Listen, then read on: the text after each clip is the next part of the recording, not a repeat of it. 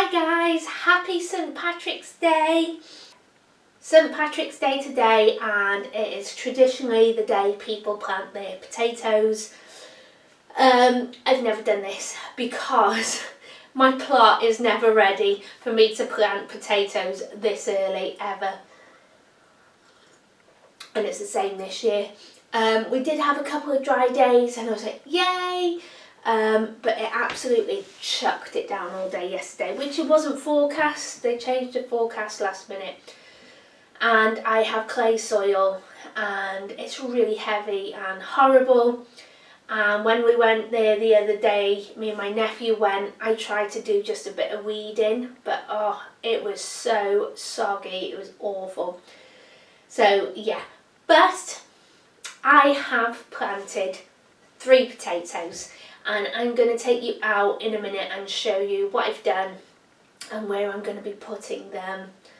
So hopefully they will grow. I might get a couple of early potatoes this year.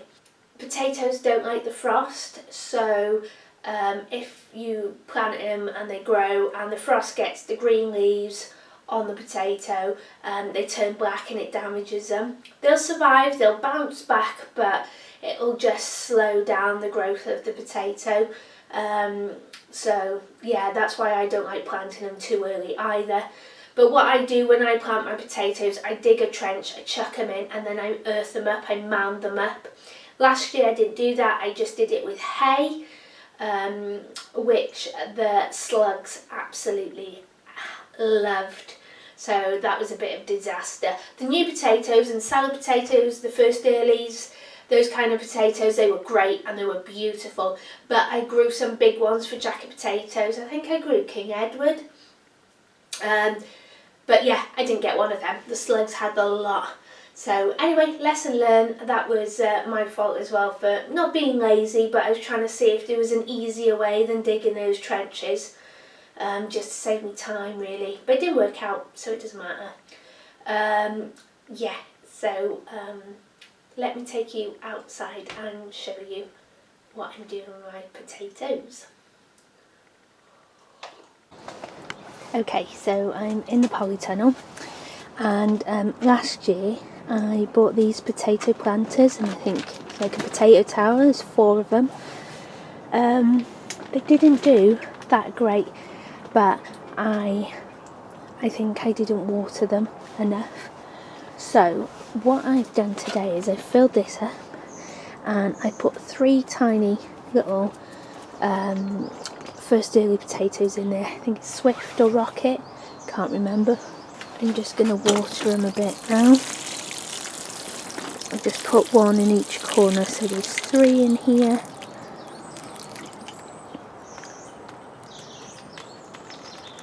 These are the peas and they need going out soon because look how well they're growing. So these sticks here are just to stop the back of the polytunnel blowing and knocking this over. This is broken and I need to fix it, so I will.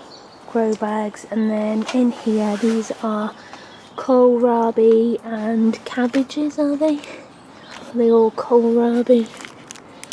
Oh no, there's a few cauliflowers and quick broccoli, and they're kohlrabi and they're kohlrabi.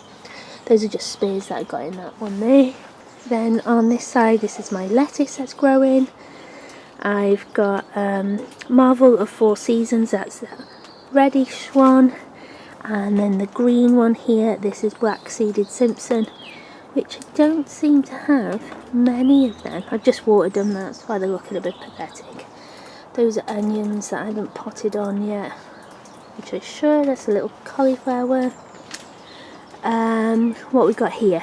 Cabbages, yes, so these are the greyhound cabbages, like a little cone cabbage, and then these are the summer cabbage, and they've had a bit of nibble, so I have to watch that. These are some of the onions I did pot on.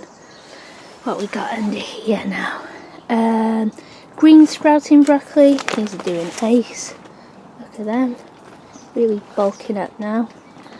And then I've got spring onions here, a couple more cauliflowers, and then in the back there are my red broccoli. Red beetroot. Look at all these. Amazing. Red beetroot, bolt hardy.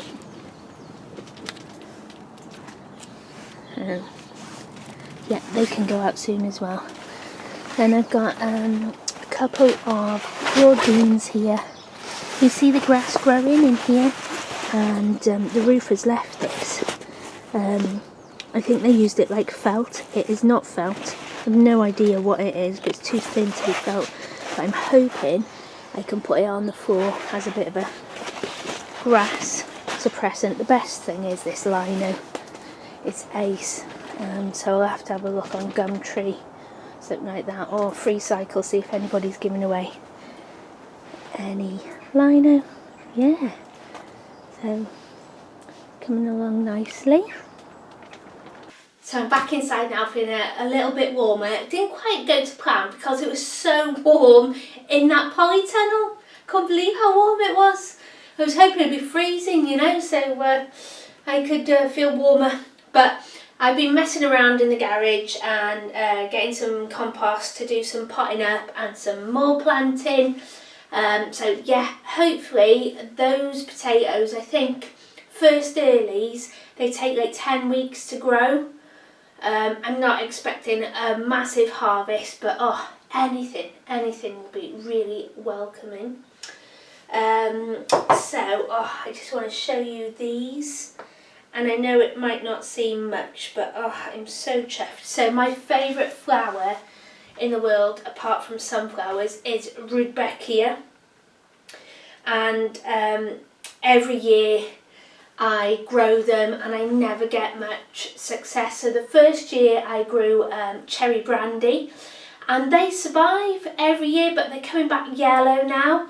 So I think they've come back rather from the seed rather than the plant itself. So the original plant must have died, and these seeds are self-seeded and they come back every year. But I only get like 1 or 2 plants, but I'm really grateful. So this year I've planted caramel and green wizard, and I've got, let me show you. So I put hundreds of seeds in here, but I've got 2 of the green wizard and definitely 2 of the caramel. There's 1, 2, 3 there trying to grow. I don't know how successful they'll be. These are the sunflowers from Lidl, the torch assorted, and I planted some here and they haven't come up. Only one's come up.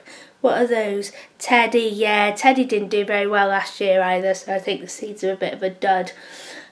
So I'm going to pop these up now and replant some and sow some more seeds. And I'm going to be sowing some tomato seeds and some herbs. So every year I try and grow oregano. I even buy the plants and I still end up killing them.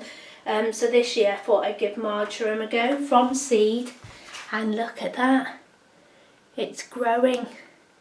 There was a little clump there, and that one in the middle's not doing so well now. Oh, please don't die on me. Maybe I'm not keeping them warm enough. Maybe I should put them back in the propagator.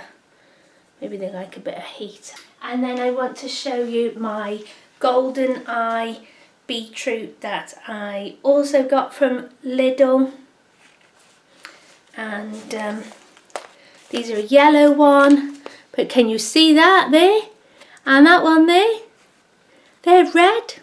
So it happens sometimes with beetroot, but yeah, the yellow ones are doing lovely. How beautiful are they? Oh, can't wait to eat them. Finally, and I don't know how they're gonna do, but my caped gooseberries have started to grow. I really didn't think I'd have any this year. Can you see them? I've got like 1, 2, 3, maybe 4 there. They have taken so long to germinate. So these are my echinacea. This is a red one, and this is the white one. White one hasn't done so well. I think it's called White Swan. And then this is shades of red or something. So these are purely decorative. These aren't the ones that I like in my apothecary garden. They're the wrong types, but these are so pretty. So I'm just going to pot these up now, because I potted some up the other day, or should I say the other week, with some sunflowers, and look how big they are compared to these ones. They're massive. So yeah, that's why it's so important to pot on. So when you're sowing them, yeah, they love to be sown with all their little friends, but then once they get established, move them on and they will just shoot off. And now I'm just going to give these a little drink. Okay, I've got my tomato seeds now. Oh, this is just so, yeah, I love it. So you can sow tomato seeds between January and April, and I've seen some people's tomato plants already and they're huge, and I always feel like that I'm behind, but I'm not. It's only March. It's only March. So yeah, I've got my Gardener's Delight, which is like a little red cherry tomato, and my pear-shaped yellow delight. Love them. These Gardener's Delight are really good if you can or bottle your tomatoes, because the acidity level in them is quite high, but they're really nice as a, I've got 2 packets in here, really nice as, you know, as a fresh tomato as well, to eat them fresh. Right, oh, so exciting. Now then, I'd love a million tomato plants. So I've got 6 of the red cherry growing there. I know these Yellow Delights and Gardener's Delights do really well outside. So if I haven't got room in the polytunnel, it's fine, they'll do outside. I grew so many again last year and they all got blight, didn't they? It's typical. Every time I seem to do loads of tomatoes, we get blight, and when I don't do tomatoes, we don't get it. Now I know you can get blight resistant varieties, and so if you've grown any, let me know if it's been a success or what the taste is like. I always think that the taste might be compromised on these blight resistant ones. 1, 2, 3, 4, 5, 6. I'm going to sow 8 of each, with the hope that I get 6. I'll be really chuffed. That's what I'm aiming for. 6 of each tomato plants. So then I'll have about 18 tomato plants, which is fine. I think I had maybe like 40 last year. So, but these Yellow Delight ones, I usually grow them in pots on my dad's patio, or just around the garden in pots, and they do really well. Oh, I love this Yellow Delight one. It's so gorgeous, and when it's a sunny day and the tomatoes are warm and you just go and pick them and eat them, and you can't buy that in a supermarket, can you? No. And that is why people love growing not just tomatoes, they just love growing their own food, because the taste is nothing compared to the supermarket. Right, Gardener's Delight and Yellow Delight, and I'm going to give them a bit of water.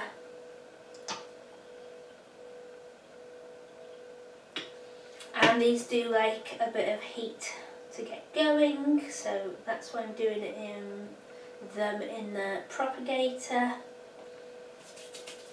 Again. And I think that's all the tomatoes I'm doing this year.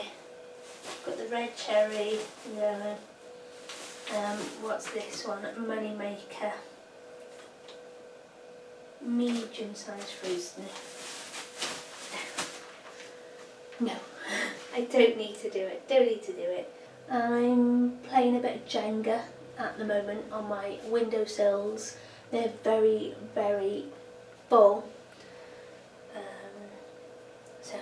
Oh yeah, I'll go on and on and on about growing my own food. I just love it, and I encourage everyone to have a go. If you just grow one thing, even if it's a flower, the feeling, the feel good you have inside from growing it is just amazing. It makes me so happy.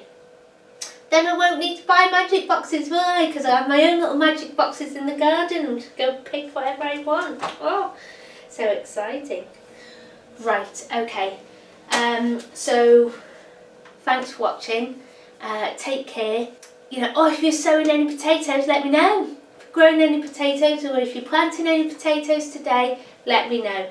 And yeah, I'll see you soon. Bye.